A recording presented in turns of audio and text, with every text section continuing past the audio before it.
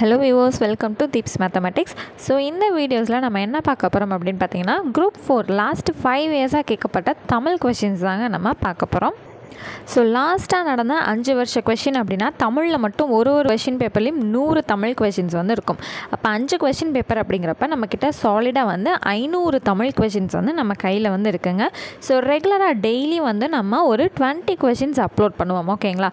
So per டேக்கு 20 questions அப்படின்னு வச்சுக்கிட்டிங்கன்னா so இந்த சீரீஸில் ஒரு 25 டேஸ் வந்து உங்களுக்கு கவர் ஆகி வரும். ஓகேங்களா? ஸோ ரெகுலராக ரொம்ப வேணாம், 25 கொஷின் 30 கொஷின் அந்த மாதிரிலாம் போக வேணாம். ஷார்ட் அண்ட் ஸ்வீட்டாக 20 கொஷின் ரெகுலராக படிச்சுட்டு அதை ரிவைஸ் பண்ணிகிட்டே வந்தீங்கன்னா ரொம்பவே யூஸ்ஃபுல்லாக இருக்கும். 500 கொஷின்ங்கிறது ரொம்ப சின்ன விஷயம் கிடையாதுங்க. ஸோ கொஞ்சம் கொஞ்சமாக டெய்லி 20 படிக்கும்போது உங்களுக்கு ரொம்பவே யூஸ்ஃபுல்லாக வந்து இருக்கும். ப்ரீவியஸ் கொஷின் படிக்கிறதுக்கு எனக்கு டைம் இல்லை, எப்படி படிக்கிறதுனே தெரில அப்படிங்கிறவங்களுக்கு இந்த சீரிஸ் வந்து ரொம்பவே யூஸ்ஃபுல்லாக இருக்குங்க. ஸோ அந்த வகையில் இப்போ நம்ம எந்த இயர் ஸ்டார்ட் பண்ண போகிறோம் அப்படின்னு பார்த்தீங்கன்னா 2022 கேட்கப்பட்ட குரூப் 4க்கான தமிழ் சீரிஸ் தான் நம்ம பார்க்க போகிறோம். வாங்க ஃபர்ஸ்ட் கொஷின் என்னன்றதை பார்க்கலாம். ஸோ ஃபர்ஸ்ட் கொஷின் பாருங்கள். உவமை தொடர் உணர்த்தும் பொருத்தமான பொருளை தேர்ந்தெடுத்து எழுதுக. ஸோ அவங்க கொடுத்துருக்க உவமை தொடர் வந்து எந்த பொருளை உணர்த்துதுங்கிறத தான் நம்ம ஃபைண்ட் அவுட் பண்ண போகிறோம். ஸோ கொஷின் என்னென்னா, உள்ளங்கை நெல்லிக்கனி போல. இப்போ நீங்கள் உள்ளங்கையில் நெல்லிக்காயை வந்து வைக்கிறீங்க, அது வெளியே தெரியுமா தெரியாதா? கண்டிப்பாக தெரியும். ஏன்னா அதோட சைஸுக்கும் நம்ம கை சைஸுக்குள்ளே வைக்கிறோம் அப்படின்னா கம்பல்சரி தெரியும். அப்போ அது என்னதுங்க? வெளிப்படை தன்மை. சரி, ஓகே. மற்ற 3 இது ஏன் வரல அப்படிங்கிற விஷயத்த நம்ம தெரிஞ்சுக்குவோம். அடுத்த ஆப்ஷன் பாருங்கள், வெளிப்படையற்ற தன்மை. சின்னதாக ஒரு பொட்டு வைக்கிறீங்க அப்படின்னா வெளியே தெரியாது, ஓகே. பட் நெல்லிக்கனி வச்சோன்னா கண்டிப்பாக தெரியும். அப்போ வெளிப்படையற்ற தன்மைங்கிறது தவறானது. மறைத்து வைத்தல். நெல்லிக்கனியை நீங்கள் கைக்குள்ளே வச்சு மறைக்கிறீங்க அப்படின்னாலுமே கைக்குள்ளே ஏதோ ஒன்று இருக்குது அப்படிங்கிற விஷயத்தான் தானே தெரியும். கண்டிப்பாக ஃபுல்லாலாம் மறைக்க முடியாது நம்மளால், பிகாஸ் அது ஒன்றும் அவ்வளோ சின்ன விஷயம் கிடையாது. அப்போ மறைத்து வைத்தலுக்கு வந்து தகாது. தன்னலமின்மைங்கிறதுக்கும் உள்ளங்கை நெல்லிக்கனி போலக்கும் பொருத்தமே இல்லைங்க, அர்த்தமே பொருத்தமாகலை. அப்போது ஆப்ஷன் ஏ தான் இதுக்கு சரியானது. அடுத்து 2வது கொஷின், சிலை மேல் எழுத்து போல. இப்பழமொழி விளக்கும் பொருளை தேர்ந்தெடுக்க. ஆப்ஷன்ஸ் பார்த்துருவாங்களா? தெளிவாக தெரியாது, தெளிவாக தெரியும், நிலைத்து நிற்கும், நிலைத்து நிற்காது. இதுக்கு ஏங்க நிலைத்து நிற்கும்ங்கிறது வந்திருக்கு. இப்போ சிலை மேலே நிறைய அந்த எல்லாம் பொறிச்சிருக்காங்க இல்லைங்களா, அதை வச்சு தான் நம்மளோட வரலாறுகளே நம்ம படிச்சுக்கிட்டு இருக்கோம். அப்போ அந்த விஷயம் நமக்கு லைட்டாக தெரிஞ்சாலே இது என்னதுங்க? நிலைத்து நிற்கும் அப்படிங்கிறது டக்குன்னு போட்டுடலாம். ஓகேங்களா? அடுத்தது 3வது கேள்வி. இது பார்த்திங்கன்னா எக்ஸாக்டாக நம்மளோட புக் பேக்கில் இருக்குங்க. ஒரு பாடத்துக்கு பின்னாடி வரக்கூடிய புக் பேக்கில் இருக்குது. ஓகேங்களா? ஒயிலாட்டத்தில் 2 வரிசையில் நின்று ஆடுகின்றனர். இத்தொடரின் செயப்பாட்டு வினைத்தொடர் எது? செயப்பாட்டு வினைத்தொடர் அப்படின்னாலே ஆடப்படுகிறது, செய்யப்படுகின்றது, இந்த மாதிரி குறிக்கக்கூடியதான் செயப்பாட்டு வினைத்தொடர். சரிங்களா? ஸோ அந்த வகையில் லாஸ்ட் வார்த்தைகளை கவனிங்க.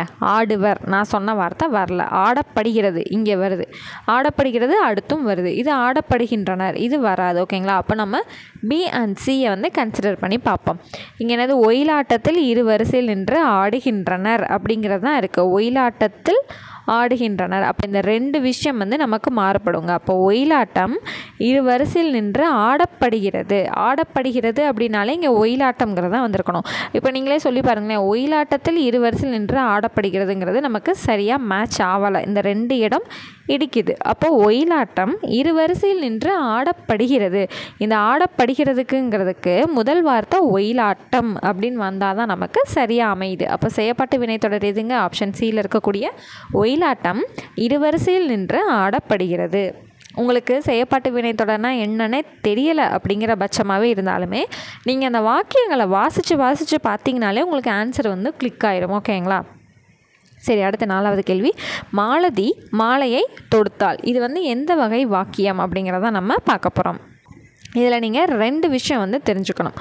மாலதி அந்த ஒரு உயிர் உள்ளவங்க ஒரு வேலையை செய்கிறாங்க அப்படிங்கிறவங்கள முதன்மைப்படுத்தி வந்திருக்கு. இப்போ உயிர் உள்ளவங்க யார்? மாலதி. அவங்கள முதன்மைப்படுத்தி வந்துச்சுன்னா அது செய்வினை. ஓகேங்களா? மாலை அந்த வேலை முதன்மைப்படுத்தி வரப்பட்டுச்சு அப்படின்னா அது செயப்பாட்டு வினை. அப்போ இங்கே யாரங்க முதன்மைப்படுத்தி வந்திருக்கு? மாலதி. அவங்கள தான் முதன்மைப்படுத்தி வந்திருக்கனால இது என்னது? செய்வினை. ஸோ இந்த செய்வினைக்கும் செயப்பாட்டு வினைக்கும் இந்த 2 டிஃப்ரென்ஸ் நல்லா தெரிஞ்சு வச்சுக்கோங்க. ஓகேங்களா? சரி, அடுத்த 5வது கேள்வி. இலக்கண குறிப்பிடுதல். சாலச் சிறந்தது. ஸோ சாலச் சிறந்தது அப்படின்னு வந்துட்டாலே சால அது எதோடங்க வரும்? உரிசொல் தொடர். நீங்கள் 7th இலக்கணத்திலே வந்து படிச்சிருப்பீங்க, சாலதவ அதெல்லாம் வந்து படிச்சிருப்பீங்க இல்லைங்களா? அப்போ அது எதோட சார்ந்தது? உரிசொல் தொடரோட சார்ந்தது. அடுத்தது பெயர் சொற்களை பொறுத்துக. மல்லிகை, பள்ளி, கிளை, இனிமை. ஸோ மல்லிகை அப்படிங்கிறது என்னதுங்க? ஒரு பொருளோட பெயர். பள்ளிங்கிறது வந்து ஒரு இடத்துல இருக்கக்கூடியது. பள்ளிங்கிறது இந்த இடத்துல இருக்கக்கூடியதுங்கிறது அது இடப்பெயர்.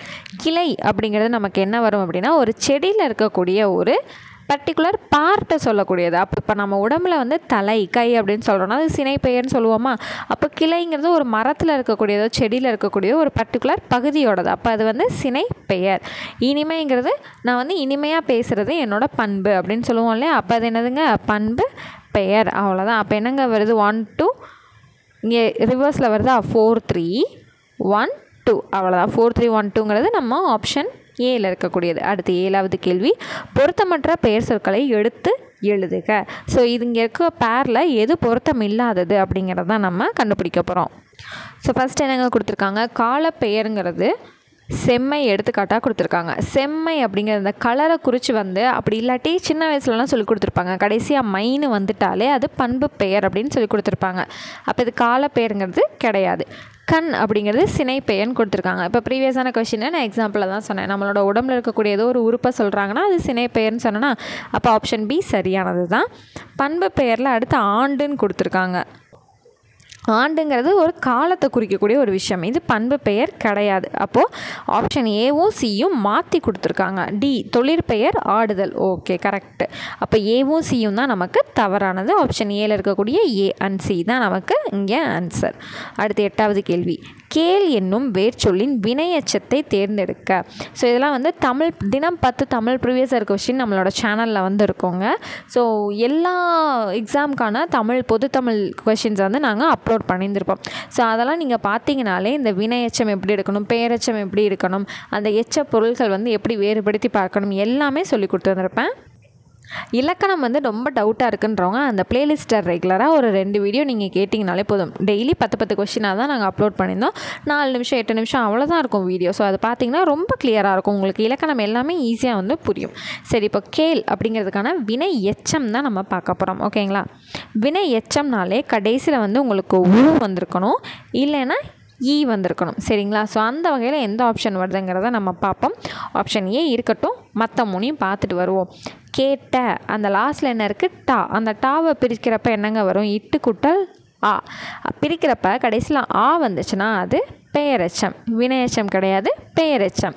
இது வந்து கேட்டான். இது வந்து கேட்டான் ஆண் அப்படிங்கிற ஒரு பெயருக்கு ஆண் பால் வினைமுற்று அப்படின்னு வந்து போயிடுது. அப்போ இது வராது. இது கேட்டல். கேட்டல்ங்கிறதே நமக்கு தெரியும். இது வந்து தொழிற்பெயர். அழ்த்தல் அந்த மாதிரி வந்துட்டாலே இது என்னதுங்க? தொழிற்பெயர். லாஸ்ட்டில் கேட்டல் அள்ளுன்னு முடியுதா? அப்போ அது தொழிற்பெயர். இப்போ இங்கே ஆப்ஷனுக்கு வருவோம்.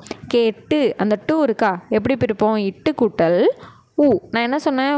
ஊ அல்லது ஈன் லாஸ்ட்டில் பிரிஞ்சு வந்துச்சுன்னா அது வினை எச்சம்னு சொன்னேன்னா அப்போ அதுபடி ஊ வந்திருக்கு. அப்போ இது நமக்கு என்னது? வேர்ச்சொல்லின் வினையச்சம் எது அப்படின்னா கேளோட வினையச்சம் கேட்டு. அடுத்து 9வது கேள்வி. தனிந்தது என்ற சொல்லின் வேர் சொல்லை எடுத்து எழுதுக. ஸோ ஒரு பெரியது தனிந்ததுன்ட்டு பெருசாக கொடுத்துட்டாங்க. அதை குட்டியாக வினைச்சொல் வேர்ச்சொல் மட்டும் எடுத்து எழுத போகிறோம். சரிங்க, வேர் சொல் எடுத்து எழுத போகிறோம். தனிந்தது அப்படின்றதுக்கு தனி, அவ்வளோதான், முடிஞ்சிருச்சு. ஓகேங்களா? ஸோ இங்கே வந்து தனிந்த அப்படிங்கிறது என்னங்க? அந்த தாவை பிடிக்கும்போது இத்துக்குட்டல் ஆண் வரும். இது பெயரச்சம். இது வந்து வேர் சொல் கிடையாது. தனிந்து இத்துக்குட்டல் ஊன் வரும். இது வினையச்சம். அப்போ இது வந்து வேர் சொல் கிடையாது. தனின்றது ஸ்பெல்லிங் தப்பு. நமக்கு என்ன வேணும்? 3 சுழி நீ தான் இங்கே இருக்குது. அப்போ இது ஸ்பெல்லிங் தப்பு. ஓகேங்களா? முடிஞ்சிடுங்க. இப்படி தான் வேறுபடுத்தி பார்க்கணும். தருக என்ற சொல்லின் வேர் சொல்லை கண்டறிந்து எழுதுக. தருக அப்படிங்கிறத பிரிக்கணும். பகுபத உறுப்பிலக்கணம் மாதிரி பிரிக்கும்போது தருகங்கிறத என்னங்க பண்ணுவோம்? தா அப்படின்னு சொல்லிட்டு ப்ராக்கெட்டில் வந்து போடுவோமா? அப்படி தான். ஓகேங்களா? அப்போ அந்த தா அப்படிங்கிறதா என்னது? தருக அப்படின்னு வந்து வந்திருக்கும். இப்போ ஆப்ஷன்ஸை பாருங்கள். தந்தங்கிறது இது பெயரெச்சம். தரு அப்படிங்கிறது இதுக்கு என்ன பொருளே கிடையாது. தந்துங்கிறது ஊன்னு வரும். அது வினையச்சம். அப்போ ஈஸியாக நீங்கள் இப்படி ஆப்ஷன்ஸை நீங்கள் செக் பண்ணிங்கனாலே தா அப்படிங்கிறதா இதுக்கு சரியானதுங்கிறது நம்மளே ஈஸியாக ஃபைண்ட் அவுட் பண்ணிடலாம். ஓகேங்களா? ஸோ இந்த மாதிரி டீட்டெயில்டாக நீங்கள் இலக்கணத்தை வந்து புரிஞ்சுக்கணும்னு நினச்சிங்கன்னா நம்மளோட தினம் 10 தமிழ் ப்ரீவியஸ் இயர் கொஸ்டினை வந்து நீங்கள் ரெகுலராக பார்த்தீங்கனாலே உங்களுக்கு புரியும். அடுத்து 11வது கேள்வி. ஸோ ஓரெழுத்து ஒரு மொழிக்குரிய பொருளை கண்டறிந்து எழுதுக. இது நமக்கு எக்ஸாக்டாக இலக்கணத்தில் புக்கிலே வந்து இருக்குங்க 7th ஸ்டாண்டர்டில். ஸோ இதெல்லாம் பிரச்சனையே கிடையாது. ஒரு 42 தான் இருக்கும், படிச்சிங்கனாலே போதுமானது. சோனா மதில், அவ்வளோதான். அடுத்த 12வது கேள்வி, மா என்னும் ஓரெழுத்து ஒரு மொழிக்குரிய பொருளை கண்டறிந்து எழுதுக. மா அப்படிங்கிறது என்னதுங்க? பெரிய. ஸோ மாக்கு மொத்தம் பார்த்திங்கன்னா 12 பொருள்கள் வந்து இருக்குது. 6வது முதல் பருவத்தில் முதல் பாடத்தில் உரைநடையிலே நமக்கு இருக்கும் 12 பொருள்கள் வந்து இருக்கும். பெரிய, மரம், அழகு, அறிவு, அழகு, அளவு, அழைத்து, மா, வண்டு, துகள், ஸோ இந்த மாதிரி வந்து வயல் அப்படின்ட்டு மொத்தம் 12 பொருள்கள் வந்திருக்கு. அந்த வகையில் இங்கே என்ன கொடுத்துருக்காங்கன்னா பெரிய அப்படிங்கிற பொருள் மட்டும் கொடுத்துருக்காங்க. இங்கே சிறிய, நிரம்ப, குறைய இதெல்லாம் வந்து எதுவுமே வராது. அடுத்து 13வது கேள்வி, இது நமக்கு எக்ஸாக்டாக புக் பேக்கில் இருக்கக்கூடிய ஒரு கேள்வி. அந்த சிறகின் ஓசைன்ற ஒரு பாடம் இருக்கும் இல்லைங்களா, அதாவது 6வது முதல் பருவத்தில் 2வது இயலுக்கு புக் பேக்கில் வந்து இது இருக்கும். பறவை அப்படிங்கிறது என்னென்னு பார்த்தீங்கன்னா கடல். இது நல்லா கவனிச்சுக்கோங்க. இந்த ரா வந்துச்சுன்னா கடல், இந்த ரா வந்தால் தான் பறக்கிற பறவை, இந்த ரா வந்துச்சுன்னா கடல். ஓகேங்களா, இதெல்லாம் தெளிவாக தெரிஞ்சு வச்சுக்கோங்க. ஸோ இந்த ராவை கவனிக்காமல் விட்டிங்கன்னா உயிர் வகைன்ட்டு தப்பாக தான் நீங்கள் சூஸ் பண்ணுவீங்க. ஓகேங்களா? ஓகே. அடுத்து 14வது கேள்வி, மரபு பிழைகள் அற்ற தொடரை குறிப்பிடுக. அந்த மரபு பிழைங்கிறது ரொம்ப ரொம்ப முக்கியங்க. 8th ஸ்டாண்டர்டில் பேஜ் நம்பர் 20, 21 அந்த தினம்பத்து தமிழ் ப்ரீவியஸ் இயர் கொஷினில் மரபு பிழைகள் இல்லாத வெறும் 10 கேள்வி தான் பார்ப்போம். ஆனால் அந்த 10 கேள்வியில் அந்த மரபு பிழைங்கிறது கண்டிப்பாக வந்து இருக்கும். அந்த ஒரு கொஷின் பேப்பரே நாங்கள் 10 நாளைக்கு 10 கேள்வி பார்த்தோம் அப்படின்னா 100 கேள்வி. அப்போ எவ்வளோ 10 டேஸ்லேயுமே நாங்கள் மரபு பிழைகள்ன்றது ரெகுலராக பார்த்துக்கிட்டே தான் இருப்போம். ஸோ அப்போ சொல்லிட்டே தான் இருப்பேன். 8th ஸ்டாண்டர்டில் 20வது பக்கம் 21வது பக்கம் மனப்பாடம் பண்ணி வச்சுக்கோங்க, ஃபிங்கர் டிப்பில் வச்சுக்கோங்கன்ட்டு. அதே போல் தான் நமக்கு இங்கேயும் வந்திருக்க பாருங்கள், மரபு பிழைகள்ங்கிறது வந்துருச்சு. மரபு பிழை இல்லாத தொடர் தான் நம்ம இப்போ கண்டுபிடிக்க போகிறோம். கூகை என்னங்க பண்ணும்? குளரும். இப்போ உங்கள்கிட்ட நான் வந்து 3 கொஷின் கேட்க போகிறேன். கூவுறது யார், குணுகுவது யார், அலறுவது யார், இதை நீங்கள் சொல்ல போகிறீங்க. கூகை, குளரும். கூ அப்படிங்கிறத நான் ஷார்ட்கட்டாகவே சொல்லி கொடுத்துருந்தேன். கூ இதுதான் கூகை, குளரும் இதுதான் ஷார்ட்கட்டாகவே நம்ம வச்சுருந்தோம். ஸோ அப்போ கூவுறது யார், குணுகுவது யார், அலறுவது யாருங்கிறத கமெண்ட் செக்ஷனில் நீங்கள் தெரியப்படுத்துங்க. அடுத்து 15வது கேள்வி, சந்திப்பிழையற்ற தொடரை கண்டறிக. ஸோ மொதல் ஆப்ஷன் ஏல என்ன தான் இருக்குது அப்படிங்கிறத பார்ப்போம். இதுவுமே புக் பேக்கில் இருக்கக்கூடிய ஒரு கேள்வி தாங்க. வேலை வாய்ப்புகளில் கணிசமான மாற்றங்களை செயற்கை நுண்ணறிவு கொண்டு வர போகிறது. ஸோ இதில் வந்து என்ன வித்தியாசம் இருக்குங்கிறத ஆப்ஷனில் வந்து வெரிஃபை பண்ணுவோம்.